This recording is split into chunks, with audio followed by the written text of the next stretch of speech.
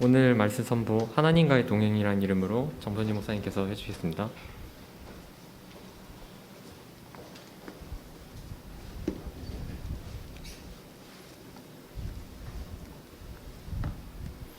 네, 반갑습니다, 여러분. 이제 시험 기간인 게 확 느껴지네요. 그래서 이제 시험 이제 중간인 친구도 있고, 이제 시험을 마친 친구 있나요? 네, 축하합니다. 고생 많으셨어요. 우리 친구들에서 박수 한번 해주면 좋겠습니다. 그래서 오늘 이제 시험 또 끝난 것도 위로할 겸, 또 이제 또 지난 우리 큐티 스타트도 잘 마무리한 거를 또 기념해서 축하하는 마음으로 이제 맛있는 식사 같이 하면 좋을 것 같아요. 그래서 끝나고 기대하셔도 좋을 것 같습니다. 오늘은 지난 시간에 배웠던 내용 다루면서 날마다 천국이라는 부제를 가지고 하나님의 동행이라는 제목으로 하나님의 말씀 나누도록 하겠습니다. 이제 우리가 7월에 들어서 이제 복습은 7월 첫째 주 거부터 이제 누적으로 다시 하도록 할게요. 원래는 이제 제가 부임했을 때 처음 메시지 전했을 때부터 했는데 좀 이제 정리를 하고 7월부터 정리해 보도록 하겠습니다. 저희 지난 시간에 에베네젤 도움의 돌이라고 하는 제목으로 하나님께서 우리에게 도움이 되시고 우리가 그러한 도움을 또한 다른 친구들에게 이웃들에게 또 세계를 향해서 그 도움을 흘려보내는 돕는 자의 역할을 하자라는 내용으로 우리 메시지 나눴습니다. 오늘은 이제 하나님의 나라에 대해서 조금 살펴보는 시간을 가질 텐데요. 여러분 이제 지금도 많이 쓰지만 저도 최근에 이번 주에도 썼었거든요. 사실 이 단어를 금수저, 은수저, 동수저, 흙수저 이런 말 여러분들 많이 들어봤고 또 사용하는 친구들도 있을 것 같아요. 한번 스스로를 생각해 봅시다. 이거 조금 이제 비관적일 수 있는데 말은 할 필요 없어요. 스스로를 생각했을 때 나는 금수저인가, 은수저인가, 동수저인가, 흙수저인가 이렇게 생각을 한번 해보면 좋을 것 같아요. 물론 이제 사회에서 말하는 기준은 사실 사람마다 다른데 이제 뭐 조금 이제 가슴 아프지만 내가 월세에 사냐, 전세에 사냐, 자가로 사냐, 우리 집에 차가 없냐, 하나만 있냐, 2개 이상이냐 이런 걸 가지고 그 이제 전문가들이 나누는 걸 봤는데 사실 그런 별 의미가 없고 상대적인 입장에서 봤을 때는 내가 그냥 내 형편이 어느 정도인가 이렇게 아마 머릿속에 있을 거예요. 사실 목사님은 어렸을 때 학교집 하울링이 좀 나네요. 네, 학교집만 다녔기 때문에 사실은 목사님 집의 형편을 잘 알지 못했어요. 그래서 목사님 집은 그래도 이제 아버님이 이제 공무원으로 학교 선생님으로 오랫동안 교편을 잡고 계셨고 어머님은 이렇게 특별히 일은 하지 않으시고 교회의 일과 봉사에 이렇게 힘쓰셨는데 그런 걸 보니까 그래도 하나님께서 그래도 어렵지는 않게 이렇게 이제 가정을 이제 인도하여 주셨구나 그런 생각은 지금은 좀 들어요. 근데 이제 제가 최근에 만났던 친구들하고 이런 이야기를 나누다가 어떤 이야기를 하는 걸 들었냐면 은수저인 친구들은 동수저인 친구들을 보면서 행복함을 느낄까요? 또 생각해 볼게요. 금수저인 친구들은 은수저인 친구들을 보면서 행복감을 느낄까요? 그렇지 않다라는 게 모두의 의견이었습니다. 흙수저인 사람은 사실은 이제 위만 보기 때문에 뭐 어쩔 수가 없지만 사실 동수저는 흙수저를 보면서 내가 저 정도는 아니지라는 생각을 갖기보다는 은수저 부럽다, 나 은수저가 되고 싶다라는 마음을 갖는데요. 은수저인 친구들은 어떨까요? 나 금수저가 되고 싶다, 나 금수저면 얼마나 좋을까. 금수저인 친구들은 어떨까요? 내 자녀도 금수저여야 될 텐데 내 주변 사람들이 다 금수저인 친구들하고만 내가 끼리끼리 살고 싶은데 은수저는 내 주변에 없었으면 좋겠는데 이런 생각을 갖고 산다고 하는 거예요. 그런데 그렇게 생각을 해보면 참 인생이라고 하는 것이 얼마나 상처만 주고 또 스스로에게 상처만 남기는 일들만 가득할까 그런 생각이 됩니다. 그런데 오늘 우리가 오늘 하나님의 말씀 듣고 나면 이런 스푼에 대한 숟가락, 이 은수저, 금수저, 동수저, 흙수저라는 생각이 조금 더 나아가서는 많이 바뀌었으면 하는 바람을 갖고 말씀을 나눴으면 좋겠습니다. 오늘 성경 속에는 대표적인 흙수저 인생이 커서가 혹시 PPT로 감사합니다.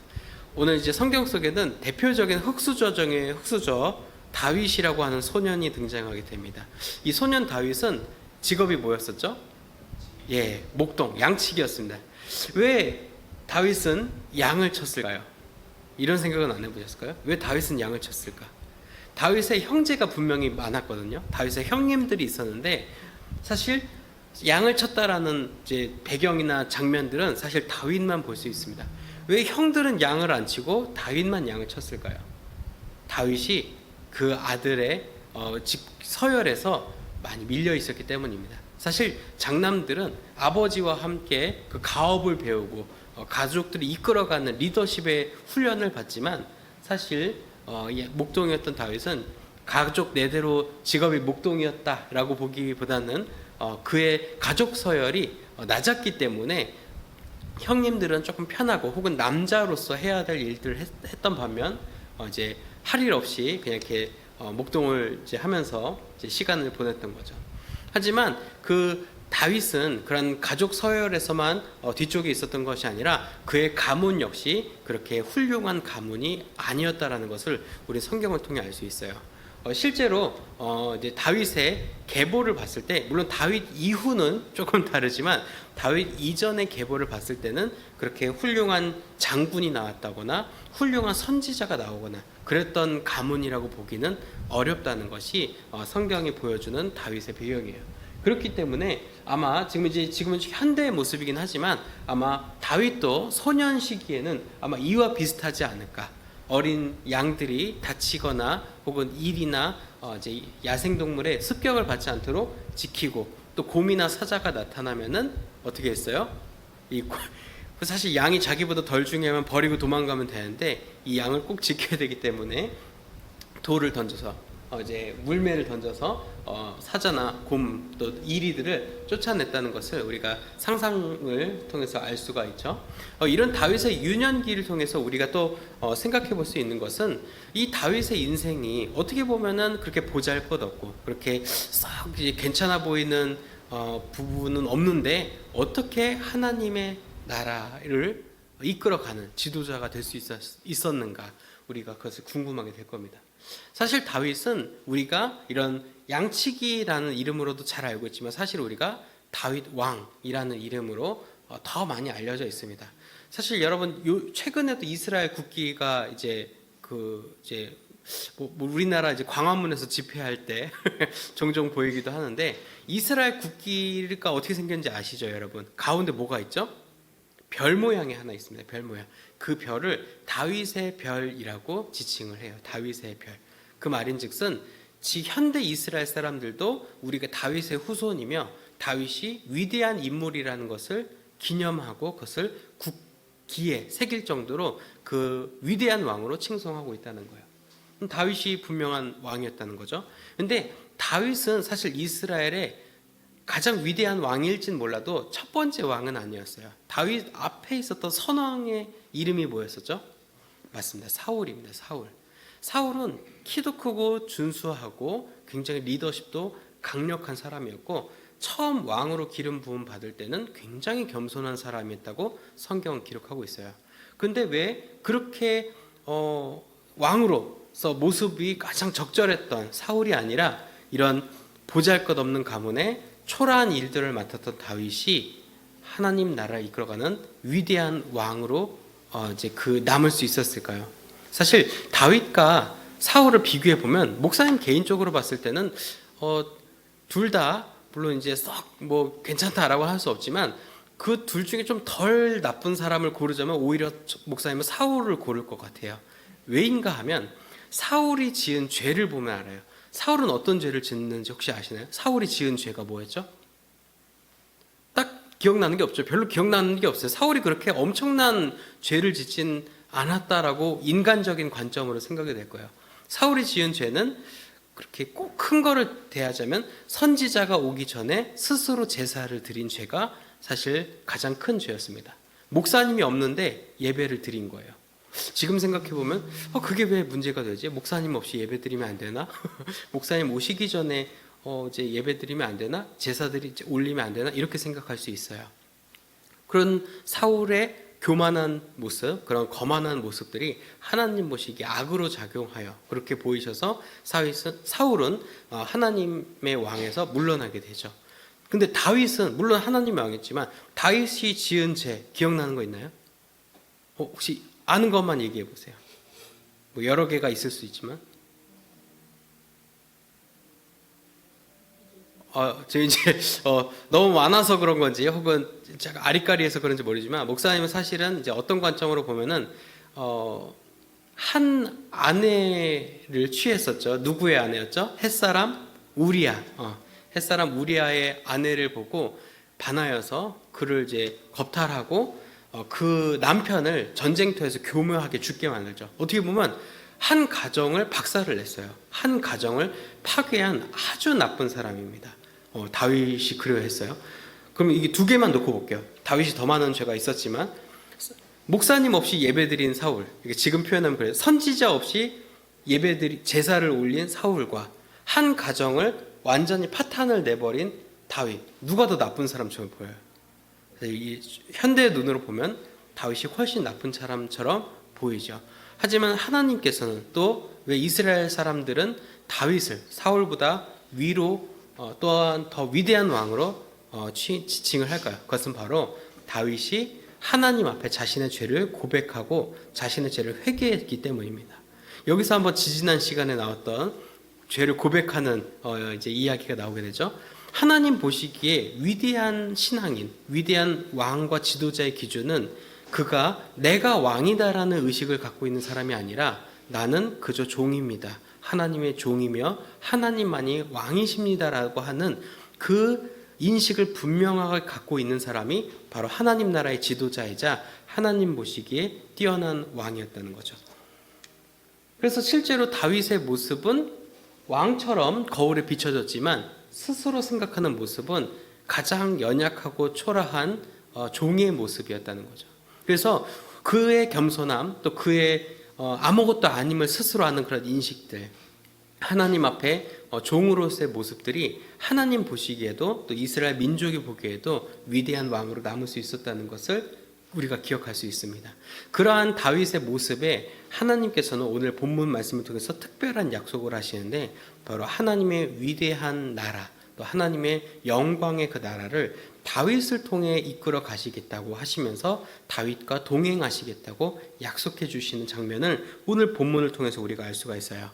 다윗은 분명 어떻게 보면 한 사람으로 봤을 때는 그렇게 썩 괜찮지 않은 어떻게 보면 또 범죄를 저지른 악한 면도 가진 사람이었을지 모르지만 그가 하나님 앞에 회개함 또 하나님 앞에 죄를 자복함 가운데 하나님께서는 그를 통하여서 일하고자 다짐하시고 작정하셨다는 거예요. 사실 다윗의 능력, 다윗의 엄청난 능력이라고 한다면 사실은 그의 어떤 통솔력도 무시 못할 것이고 또 그의 가진 담대함과 용기도 무시하지 못할 것이지만 다윗의 정말 왕으로서의 자질, 정말 다윗의 자질은 바로 하나님 나라를 꿈꾸는 자였다는 거예요. 나의 나라를 어떻게든 이스라엘 가운데 펼치려는 자가 아니라 하나님 나라를 어떻게 하면은 이스라엘 가운데 구현할 수 있을까? 이스라엘이 어떻게 하면 하나님 나라가 될 수 있을까를 늘 고민하며 기도했던 사람이 바로 다윗이었다라는 거예요. 그래서 오늘 하나님께서 다윗에게 약속하여 주신 후대의 약속들은 사실은 이런 다윗의 고백과 기도와 삶을 통해서도 드러나지만 하나님의 약속을 통해서도 드러나게 됩니다. 하나님께서 다윗에게 하신 이 약속, 영원한 나라를 다윗과 함께 세워가시겠다고 하는 하나님의 나라를 다윗을 통해 이루시겠다고 하시는 그 약속을 다윗은 끝까지 죽을 때까지 놓지 않았던 것이죠. 그래서 이 약속을 우리 다윗이 꼭 기억했고 하나님께서 그 약속을 이루어 가셨다는 것을 우리는 오늘 본문을 통해서 기억할 수가 있습니다. 발견할 수가 있습니다. 그리고 그 약속의 절정은 바로 십자가 위에 달리신 예수 그리스도를 통해서 드러나게 되었어요. 여러분 이런 생각 해보지 않으셨나요? 왜 예수님은 유다의 지파의 자손으로 태어나셨을까요? 유다가 왕의 지파여서? 유다가 대단한 가문이어서? 사실 유다가 왕이 되기보다는 유다는 사실 장자의 가문도 아니었어요. 어떻게 아시죠? 르우벤이 오히려 장자의 가문이었지 장자의 가문이 아니었어요. 성경을 보면 대대로 장자를 통해서 계보가 이어지는데 아이러니하게도 이 다윗과의 약속 때문에 하나님께서는 이스라엘 전체가 이끌어온 장자의 전통이 아니라 오히려 장자이라 할지라도 하나님 보시기에 왕의 그릇이 아니라면 지도자의 그릇이 아니라면 그렇게 되지 못한다라고 하는 것을 오늘 다윗의 이야기를 통해서 보여주시는 겁니다. 또 예수님의 계보를 보면 기생 라합이라고 하는 여인이 그 안에 속하져 있고, 또한 간음 이제 성폭력을 당한 여인도 그 계보에 있고, 사실 예수님의 어떤 인생의 계보를 보면은 정말 순수하고 죄가 없고 수치스러움이 전혀 없는 가문이 아니라 온갖 모욕과 수치와 또한 어려움들을 겪어온 수많은 사람들의 이야기 속에 예수님의 그 배경이 있게 되는 거죠. 어쩌면 하나님께서는 예수님을 통해서 보여주시는 것, 또 그 약속을 이루어가시는 순간 가운데서도 보여주시는 것은 무엇이냐면, 그 사람이 금수저인지 은수저인지 흙수저인지 동수저인지 것이 중요한 것이 아니라, 그 사람이 하나님을 향해서 바로 서 있는가, 그 사람이 하나님 앞에 언제든 나를 내어드릴 수 있고 나를 종으로서 하나님 앞에 정체성을 분명히 밝힐 수 있는가를 하나님께서 보신다는 것을 우리 여러분들이 기억했으면 좋겠어요. 여러분들 이제 집들이를 안 해봤겠죠. 목사님도 이제 집들이 한두 번 해봤는데, 집들이 하게 되면 사실은 어떤 메뉴를 만들어서 대접할까 이런 것도 고민되지만, 어떻게 그 플레이팅을 할까, 그 접시 위에 어떻게 담을까도 고민을 하게 돼요. 근데 여러분, 놀라운 사실은 뭔지 아세요? 손님이 왔을 때 여러분 어떤 그릇에 이제 담아 드릴 것 같아요? 만약에 집에 금접시, 은접시, 동접시, 자기 접시, 흙이 구운 거니까 도자기 접시가 있다고 생각해 보세요. 어떤 접시에 손님 앞에 내어 드릴 거예요? 네? 자기 접시에 낼 거예요? 네. 또 다 뭐 자기 접시를 택한 이유가 뭐 이제 정답을 알고 있어서 그런지 모르겠지만, 좀 바꿔볼게요. 좀 수입 접시와 국산 접시와 그냥 주유소에서 3만 원 이상 주유하니까 플라스틱 일회용기를 하나 줬어요.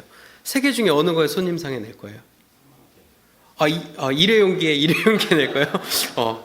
네, 물론 이제 여러분이 이제 머릿속에 이제 어떤 계산이 있어서 그런 것 같지만, 사실은 깨끗한 그릇을 내게 됩니다. 깔끔한 그릇. 금접시인데 기스가 엄청 많아요. 막 변색됐어요. 그러면 금이라 할지라도 못 내겠죠? 은접시인데 가운데가 팍 들어갔어요. 떨어뜨려가지고 찌그러져가지고 이쪽에 팍 들어갔어요. 그럼 못 내겠죠? 그럼 어쩔 수 없이 일회용 접시나 자기 접시에 내게 되는 거죠. 사실 하나님 보시는 관점도 그러하다는 거예요. 이게 어떻게 만들어졌는지, 이 배경에 뭐가 있는지, 이게 어떤 스토리를 담고 있는지 보다는 이게 과연 정결한가, 이것이 과연 깨끗한가, 이것이 과연 주인이 쓰기에 준비된 상태인가를 하나님께서 보시고, 또 우리 또한 그렇게 그릇을 선택한다는 거예요. 여러분, 그래서 오늘 말씀을 통해서 분명히 말씀하고 싶은 것은, 우리가 어떤 수저인지 또 어떤 그릇의 형태고 어떤 배경인지는 결코 중요하지가 않다는 거예요, 여러분. 오히려 우리가 하나님 앞에 바로 서 있는가, 우리가 하나님 앞에 정결한 모습으로 유지되고 있는가를 우리 여러분들이 꼭 기억했으면 좋겠습니다. 그래서 저도 이제 다시 주중의 이야기로 돌아가서 친구들하고 막 얘기 나누다가 그 친구들이 목사님께 역으로 여쭤봤어요. 그러면은 목사님은 금수저세요, 은수저세요, 동수저세요, 흙수저세요? 이렇게 물어봤어요. 목사님 뭐라고 했을까요? 네. 네. 저는 라임을 따라서 나는 금수저도 아니고 은수저도 아니고 동수저도 아니고 흙수저도 아닌 예수저다. 나는 예수저. 정말 아재 개그의 끝판왕이죠. 근데 여러분, 이제 여러분 어디 가서 어떤 수저 생각이 들 때는 스스로에 대해서 예수저라고, 저는 예수저예요 라고 위트 있게 넘길 수 있으면 좋겠어요. 그러면서 저는 이렇게 생각을 해봐요. 이제 흙수저가 어떻게 보면 이제 수저 계급에서 가장 하단에 있잖아요. 근데 여러분, 수저가 물론 흙으로 이제 만든 수저는 이제 그냥 이제 자기 수저겠죠. 도자기 수저, 떨어지면 깨질 수도 있고. 하지만 그 수저를 도자기 명장, 도예가 명장이 만들었다고 생각해 보세요. 그 흙을 스스로 직접 빚어가지고 굽고 완벽하게 본인이 만족도가 있을 때까지 굽고 깨트려서 결국 하나가 딱 나왔다고 생각을 해보세요. 그 명장이 만든 도자기든 그릇이든 숟가락이든 어떤 거가 됐던 간에 명장이 만들면 그것은 국보가 되고 그 어떤 값으로도 환산할 수 없는 가치를 지니게 됩니다. 여러분, 금수저라고 해서 부러워하지 마시고 은수저나 동수저가 못됐다고 부러워하지 마세요.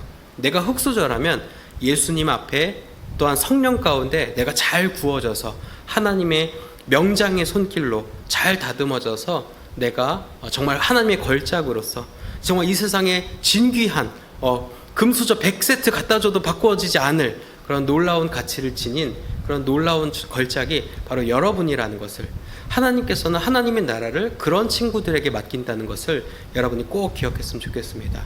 그래서 하나님께서 여러분과 동행하신다는 믿음, 또 하나님께서 여러분들의 기도와 목소리에 귀 기울이신다는 그 믿음 가지고 우리가 날마다 하나님 나라를 살아가는, 그래서 우리 삶이 날마다 천국 가운데 행하는 그런 여러분들이 되면 참 좋겠습니다. 오늘 함께 드리는 기도문 함께 기도함으로 말씀 마무리하고자 하는데요. PPT가 예배 PPT로 넘겨주시면 감사하겠습니다.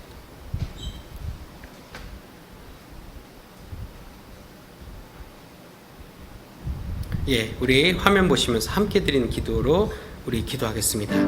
우리와 늘 동행하여 주시는 하나님, 오늘 말씀을 통해 날마다 하나님과 동행하며 살아가는 삶이 얼마나 복된 인생인지를 발견합니다. 하나님의 약속을 신뢰하며 영원한 하나님 나라를 향해 나아가는 자녀가 되도록 인도해 주세요. 예수님의 이름으로 기도드립니다. 아멘. 우리 마음 기억하면서 내 모습 이대로 함께 찬양하겠습니다.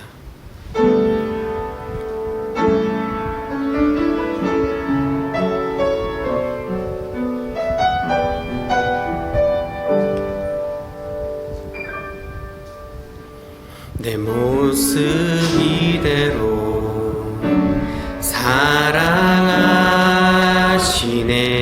연약함 그대로 사랑하시네. 나의 모든 발걸음 주가 시나니 날 인도하소서. 내 모습 이대로 내 모습 이대로 사랑하시네. 내 약함 그대로 사랑하시네. 나의 모든 발걸음 주가 시나니 날 인도하소서. 우리 가슴에 손을 얹고 찬양할까요? 주의 날개 아래 거하는 것, 주의 임재 안에 거하는 것, 나의 가장 큰 소망, 나와 가장 큰 은혜, 주와 함께 동행하느니 주의 날개 아래 거하는 것, 주의 임재 아래 거하는 것, 나의 가장 큰 소망, 나의 가장 큰 은혜, 주와 함께 동행하. 주의 날개 아래 거하는 것, 주의 날개 아래 거하는 것,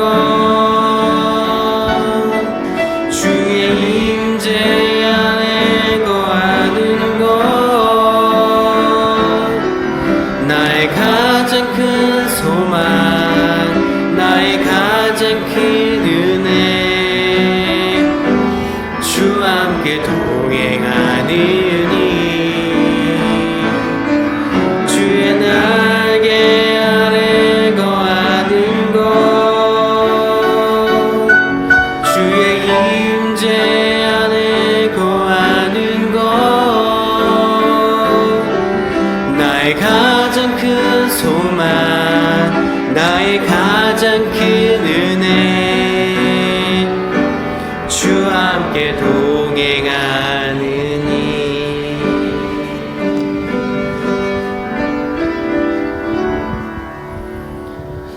하나님 감사합니다. 우리 삶에 날마다 동행하여 주셔서 우리가 다윗이 언약받고 약속받았던 그 하나님 나라, 우리도 매일매일의 삶 속에서 살아가게 하옵소서.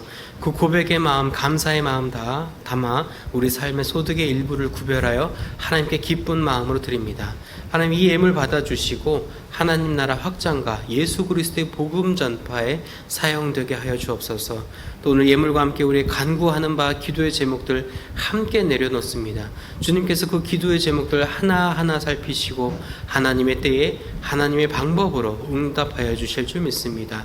오늘 드리지 못한 손길, 예배 참여하지 못한 손길, 또 시험 가운데 마음에 어려움 겪고 있는 우리 친구들, 그 친구들에게도 동일한 은혜와 복을 허락하여 주실 줄 믿으며 우리 주님 예수님의 이름으로 봉헌 기도 드립니다. 아멘.